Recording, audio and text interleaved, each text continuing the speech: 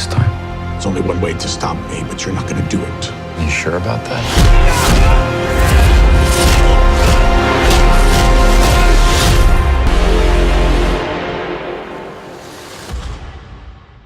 So, Daredevil Season 3 is out, and all I have to say is wow. This is a really good season of television, and maybe, just maybe, the best out of all Marvel Netflix shows. So without any more talking, I really just want to get into this. So, right off the bat, I would just say this is one of the best plots in all Marvel Netflix shows. Basically, Matt Murdock is assumed to be dead. None of his friends know that he's actually alive, but the explosion has kind of changed him. While this is going on, the FBI is using Wilson Fisk to take down some of the big name criminals in New York. And yeah, the plot kind of goes from there. This plot, as I said, I think it is one of the best out of all Marvel Netflix shows. It's very streamlined. There is a clear story being told, with side plots revolving around the main plot. I never felt like the plot dragged too much, for the most part, but I will talk about that later. And I felt like, most of the time, I was pretty entertained and engaged with the story that was being told. The writing is really good in this show too. Like, I never thought there was any campy lines or anything. Also, there are great character arcs and themes in this season that are always present and always matter in the plot. So I did have one problem with the story, and that was that one episode that takes a break from the main plot and does a flashback to Karen's past. I think this just ruined some of the momentum that the show had going, as the previous episode kinda left on a cliffhanger. And I really wanted to know what was going on, but then they just go back to this kinda boring backstory that we kinda already know the basics of. And then this flashback goes on for 3/4 of the episode, and all of it was pretty boring. And I would have accepted this episode if it had something to do with the main plot of the season, but it didn't. And it also didn't add anything to the season. So it was just pretty boring. It felt like it was just the writers trying to fill all the 13 episodes. But apart from that, the plot was pretty good.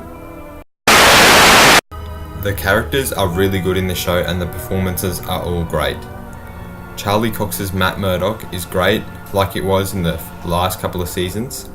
Vincent D'Onofrio's performance as Wilson Fisk was great in season 1, but in this season, he's just knocked it out of the park.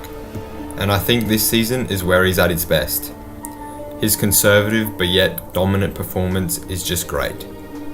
Also, Wilson Bethel's performance as Ben Poindexter / Bullseye, I guess, is really, really great, and I don't think he's getting enough credit as he should have for this role, because his character is just amazing. He is just this broken person, and you really feel for him and the things that are happening and happen to him. Also, he brings so much to the show.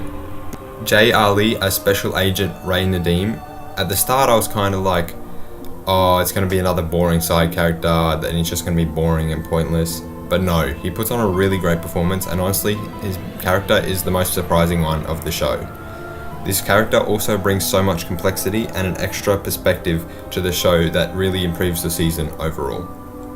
And lastly, Deborah Ann Woll and Eldon Henson as Karen Page and Foggy Nelson, who are both pretty good in their roles, but not too much of a standout from the other seasons, but overall, they were pretty good. The directing is really good in this show.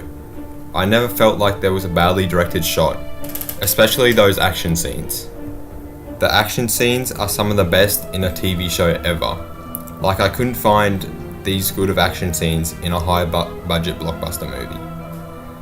The fight choreographer is really on top of his game because all the fights are so well choreographed. And oh, that one take hallway fight is just absolutely amazing. Probably one of the best action scenes in any TV action scene ever. Also, the cinematography in this show is just so damn good. Like, look at this shot, it's just so sick. And I don't think there was a single shot that looked bad. Everything just looked great, and there were some real standout shots. Like, man, just look at that shot. But overall, I think the best part of the season is the fact that there is always something going on that keeps the plot moving forward and keeps you entertained, apart from that Karen backstory. But apart from that, there's always something entertaining going on. So basically, I gotta say it. I think this is the best Marvel Netflix show. And just watching this season of Daredevil just really makes me realize how bad the other shows are compared to this. But overall, I would really recommend you watch this season. And if you haven't, watch all 3 seasons of the show, because they are all great, but I think this one is definitely the best one. Okay, so I'm going to give this season an 8.5 out of 10. So let me know all of your comments down in the comment section below. And thanks for watching. Goodbye.